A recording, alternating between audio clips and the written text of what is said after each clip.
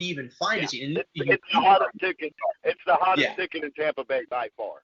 You know what I mean? And because again, the Bucs are not, I wrote an article that'll be coming out later this week. As I was talking to my previous caller, I wrote a prediction piece about the NFC, South, and I have the Bucs not winning more than 6-7 games this year because I just don't see it.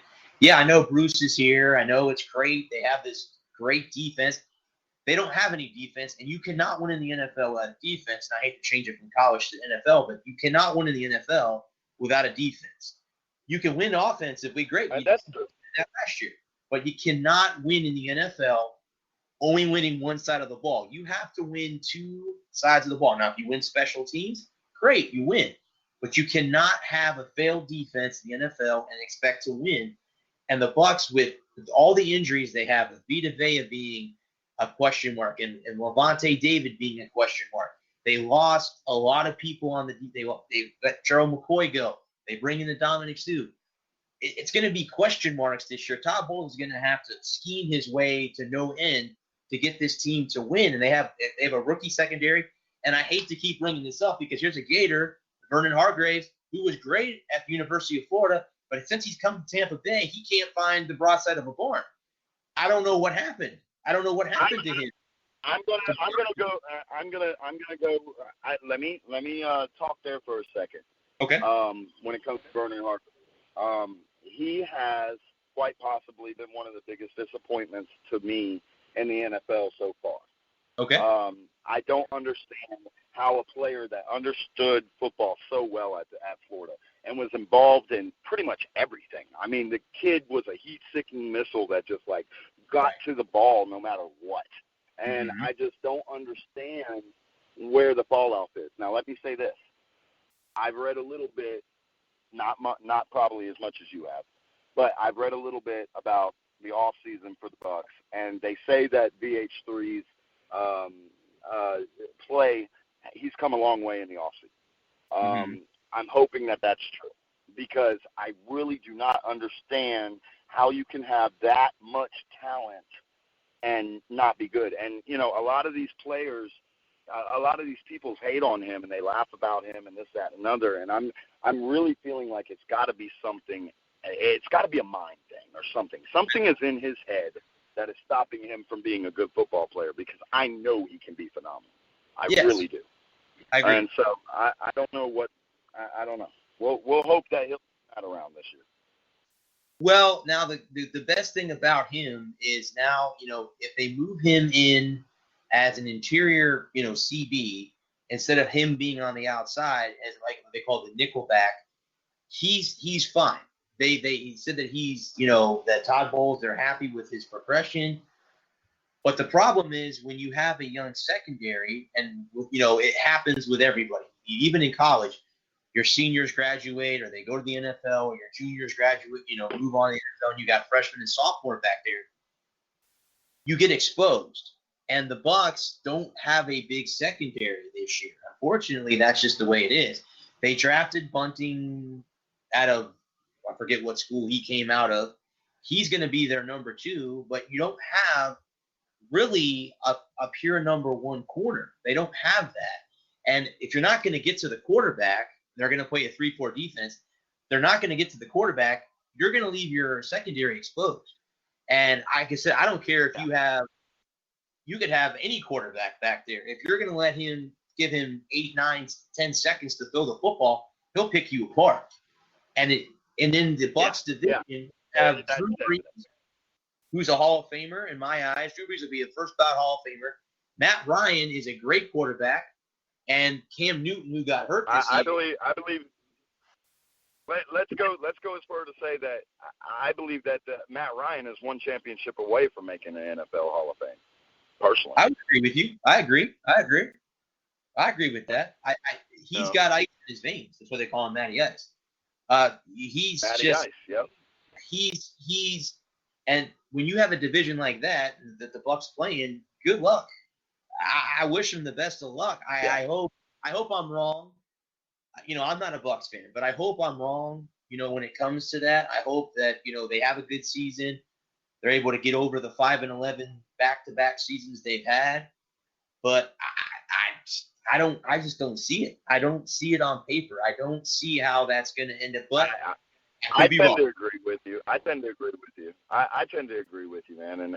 And I hate it. I hate it for the fan base because there's a lot of diehard Bucs fans out there, man. Yeah. And it's a really, and when that town is doing good, like I said, I mentioned I was there when I was 16. Well, that was back when John Lynch, Warren Sapp, Mike Allstott, Warwick Dunn, all those guys were there, and it was a really fun town to be in when the Bucs are good. You know, I can say that. But unfortunately, I kind of feel like you're hitting it on the head there. I think it's a little too much to overcome too quickly. And we're not even talking offensive things. We're talking defensive.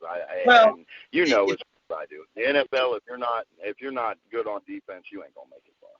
If you want to talk offense, we can. This is Jameis Winston's, again, and I hate to talk Florida State football, but Jameis was a great quarterback in college. And you, hands down, he won a national championship.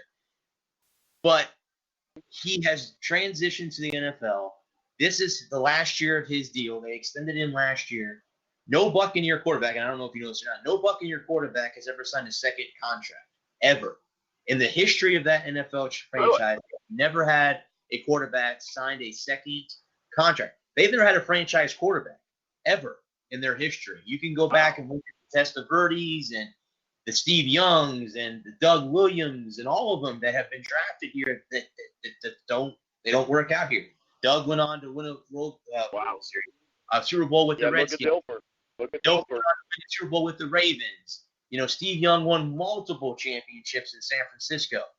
So it to me, I didn't even. To be honest with you, I didn't even know that Steve Young came from the Bucs. That's crazy.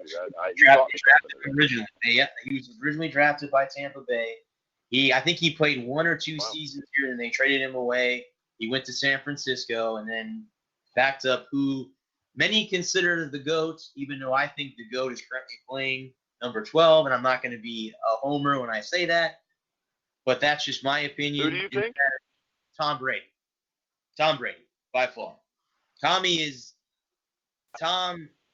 Yeah, I mean. Let me touch there for a second. And I know we've kind of switched. And the only reason I'm going to sit here and say anything, and the only reason I'm going to stop on this subject so that we can talk about it for a second, is because I totally agree with you. Okay. I really do, and I absolutely despise the Patriots.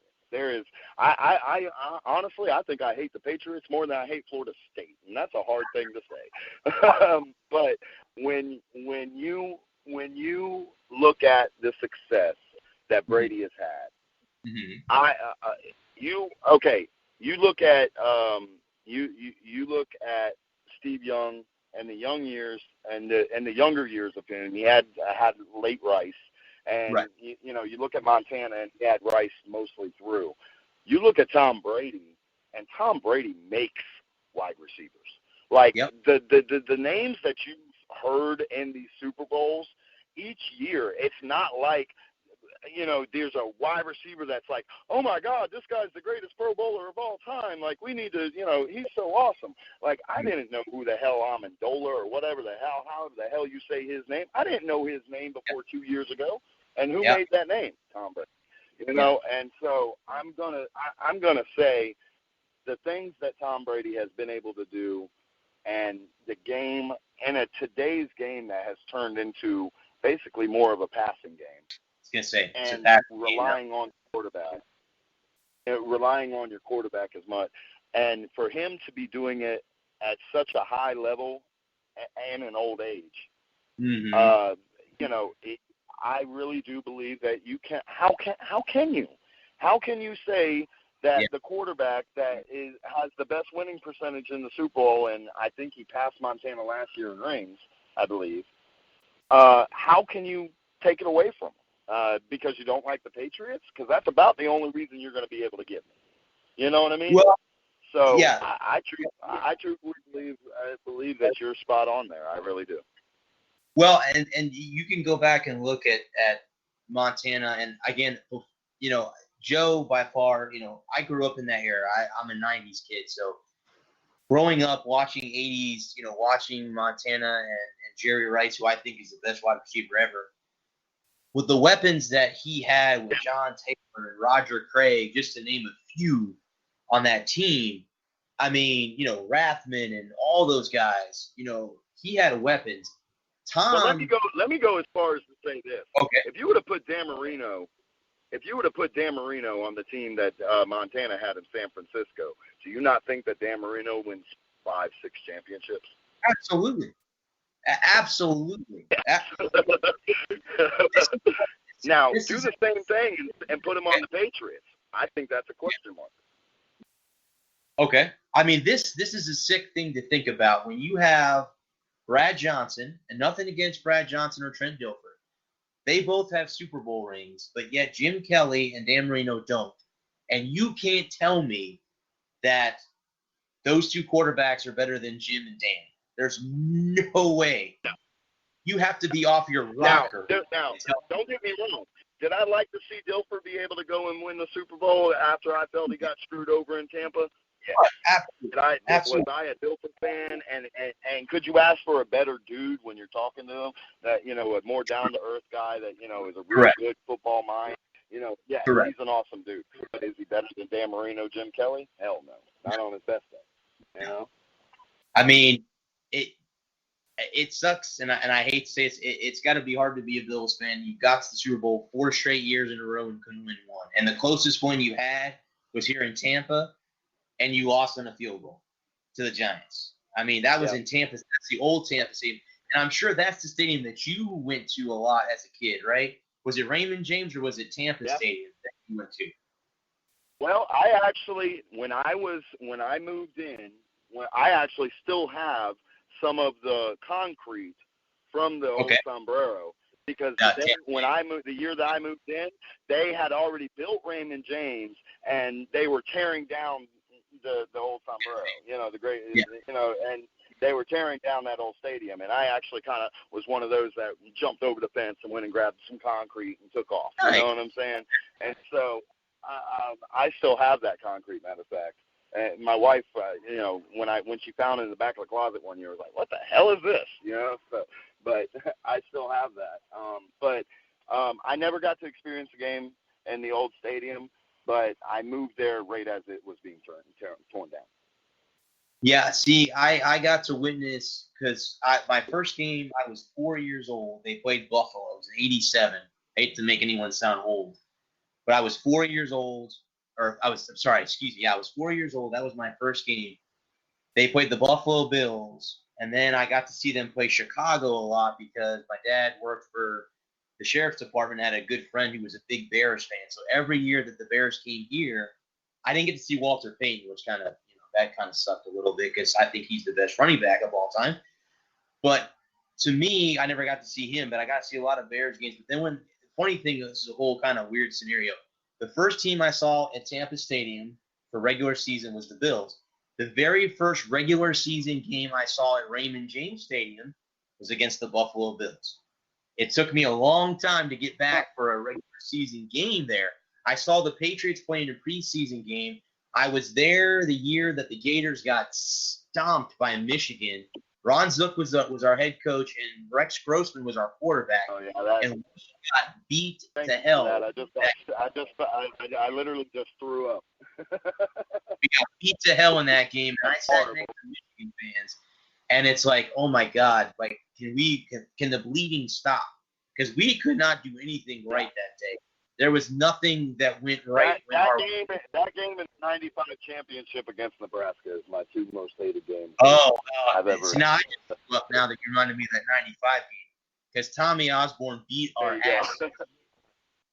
asses in that game, and then we came back the next year. I went to bed, bro, and I hate to say that because I do not like to admit that, but I was 12 and I was all in my feelings, and I went to bed. Like, I couldn't deal with it. No, I don't blame you. It's hard.